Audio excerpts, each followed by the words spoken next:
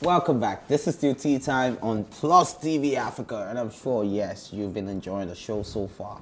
And yes, you know how we do it on the show. You know, you never know what to expect, and then we're bringing in a guest shortly.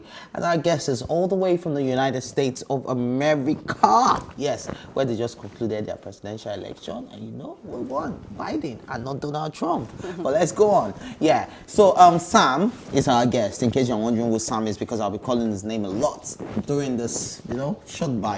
Sam was born in a city well known for arts and culture. This city is a major dyeing center and a UNESCO World Heritage. Sam's father was a renowned photographer in the 70s, and there were numerous known dramatists in the city. Acting skill almost became a basic natural talent for many children growing up in the city around the late 70s and early 80s. Growing up, Sam participated in numerous stage plays and joined theater groups in all his education, elementary, secondary, and university. Sam has acted and produced several short films and few Christian feature films. Sam decided to produce Alejandro to further put out our rich cultural heritage to the world. Ladies and gentlemen, boys and girls, welcome Sam Ojo. Hi, Sam. How are you doing, Sam? Yeah, in case you guys have been wondering, who is Sam? Who is this Sam? That was really good. That was kind of very impressed with your introduction. I appreciate that. All right. Nice to meet you, Sam. And for everyone at home, please kindly meet Sam. Yeah, that's the Sam I've been talking about all along. Okay, Sam. Yeah. Sam, good to meet you. I like the synopsis of the movie. I think it's underrepresented for sure. There is a lot of rape cases out there, which we are forever grateful for, especially as a woman. It is important to tell the stories of the voiceless. But there is a disparity between, you know, female gender oppression and male gender oppression in terms of how it's represented in the media. So I'm kind of really like in awe that somebody, especially a man, has decided to take up the responsibility of showing you guys this perspective. I mean, the world wouldn't know except you and the others like you do what you're doing. So what really inspired this movement for you? Was this a personal thing? Did it hit home, or you just thought, oh, I need to just do this? No, thank you, Ife. So basically, I've always been an activist. And I'm very passionate with a lot of social vices in the society.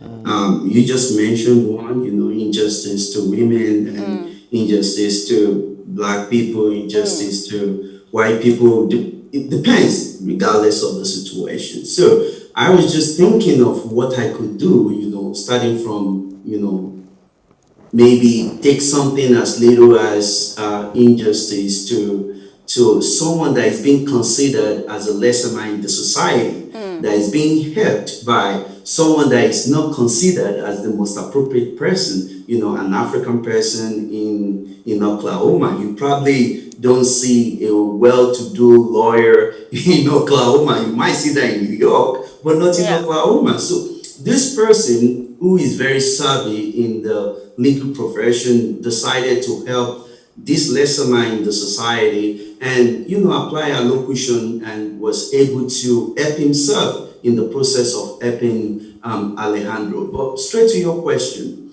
basically, I must tell you that there is a lot of problem in our society, both in Nigeria and in the US. And basically, we cannot resolve all those in one movie. This is just the first phase, and maybe the next one will basically depict more interest in women. But basically, in this particular movie, we were able to show the leadership in our women in the society. We were able to show that basically, sometimes when we're trying to provide for family, we might be neglecting our main role as a father, as the husband, and as a good person in the society. And we were able to put this all together in the movie. All right, so before we even let you go on, we'll just like to see the trailer of the movie Alejandro. You guys enjoy.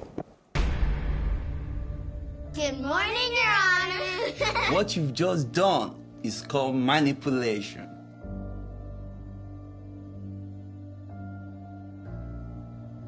Denise está muerto. Déjame ver. My name is Sophia. Are you okay? My father needs a lawyer.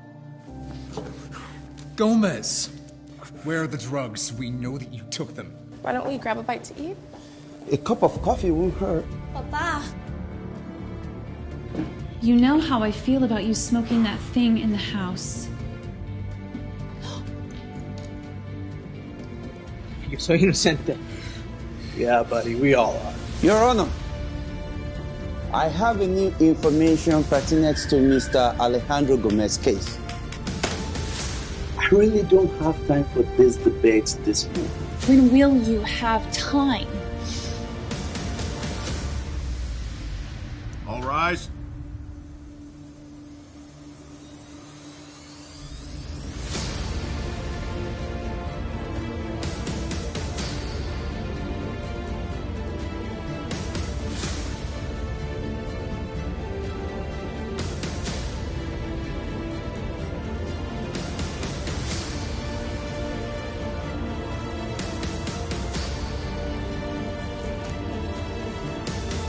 And Alejandro was only trying to help.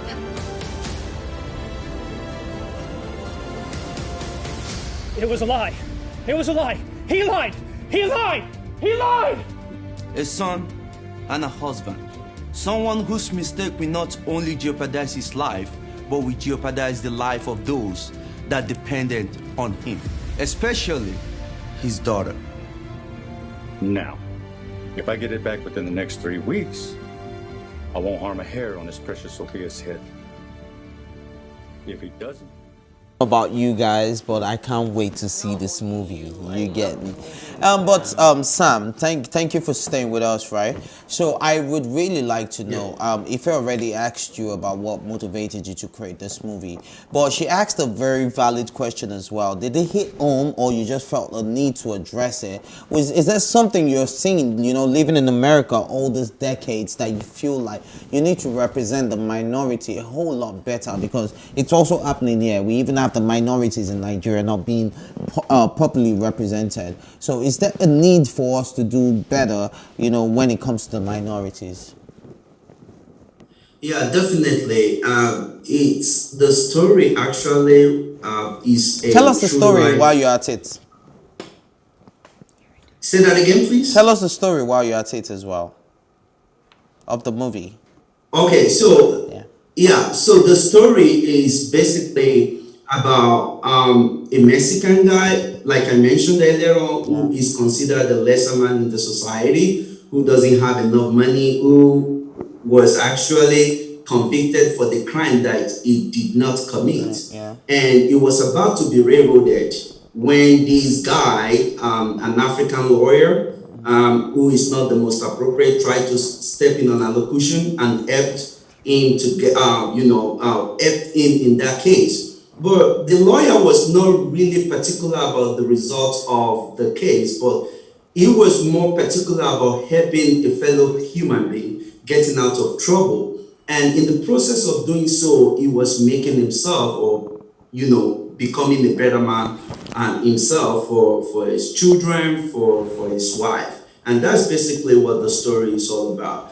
And it could kind of take from the excerpt in the Bible that basically say, Psalm 46, that God is present help in the face of trouble. So Alejandro was in the face of trouble when this Lucas, who is the lawyer, stepped in to help. So I look up to the hills, and where comes my help? My help comes from the Lord who made heaven and earth. And that's basically what prompted me to do to make that real life event into a movie. Okay. Amazing. Thank you. Okay, I just watched the trailer now. I already know this is going to be a very amazing movie.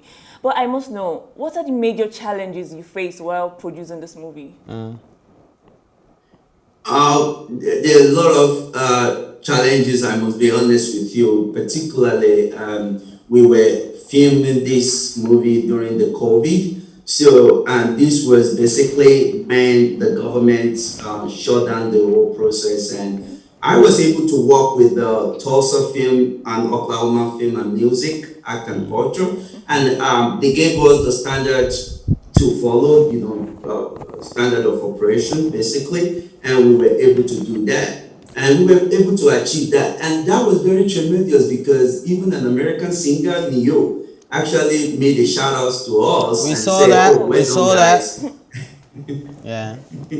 So basically, it was very tremendous. And that was one aspect. And another one that we faced was basically inability to have enough fun because we wanted to do this in a very large, big fun bird. We didn't have enough funds to be able to push it to the level that we want. But nevertheless, we were still able to do something that would be appreciable for the audiences that we are trying to push this to, particularly people in Africa, people in Nigeria, particularly people in the United States. All right, so let's we are so proud. Okay, go on. Oh, we are really proud that we were able to use the local resources, local people, local artists, local actors, local crew to deliver a world-class movie. I'm glad you spoke about the cast because I was just about to ask you that what are some of the notable names, you know, Nigerian actors, because when I was reading the synopsis of this movie, I saw that you had some Nigerian actors and then you had some international. You created this movie for Hollywood and Nollywood, which you don't see a lot of people do these days. So you're trying to get the best of both worlds, right? Yeah. So tell us what some of the people in this movie and how has the acceptance been? Being in America, how has this movie been accepted so far? Oh, actually, the acceptance is very, very good in America. So you're making money? Like in Nigeria. I'm still making money? To push in this.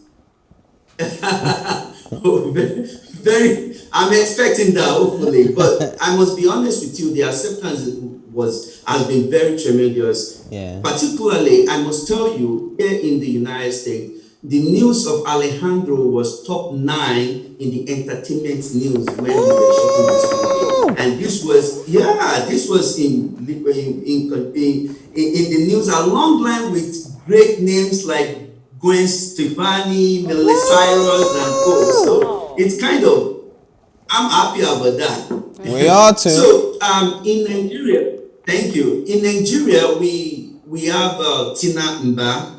We have Nancy Osime, we have Afis Oyetoro in the movie. And basically, you will see a lot of funny comical aspect of Afis Oyetoro in the movie. So basically, we try to move our culture and show our culture to the people here in the US. Okay, so was it intentional? Because in the trailer, I didn't see a lot of these Nigerian big names you just mentioned. You know, a lot of people that have loved to see Hafiz Oyetoro. You know, we didn't see a lot of them in the trailer. Was that intentional, not to make it look like we are using big names to sell our film? You people should just go and watch us. Was that intentional, or it was just something that you don't even know? Actually, I like that accolade though, but I must tell you that was still a teaser. Just to tease you that there's something coming because the real trailer is coming very soon. Something fishy going down.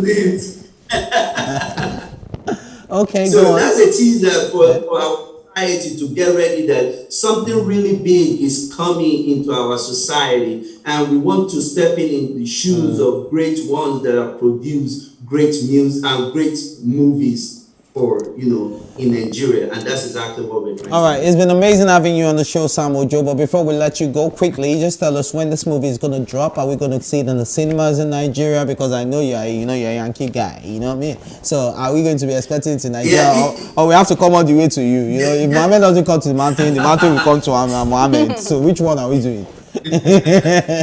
Definitely, we are actually looking at the tail end of the next quarter, which is basically April 2021, and it's gonna be released in the US cinema. Definitely, we have distribution channel in the US, and also after that we will release it in Nigerian market. It's gonna be in the cinema. We're already talking to the distribution outlets in Nigeria, and they're expecting that. So once we finalize everything with the post-production, then we'll be working with the distribution. All right, that's so America. We're expecting to see it in Nigeria. Awesome. Okay, so well, me, I don't know about you guys, but if you like, all expense paid trip is getting paid to America. Me, I'm going to watch it in America. I don't know about these guys, but me, I'm coming. Save me a seat in the cinema in America, my brother. And it's been amazing having you on the show, Sam. You are always welcome. And Alejandro, we look forward to it. Please drop it ASAP. Thank you very much for joining us.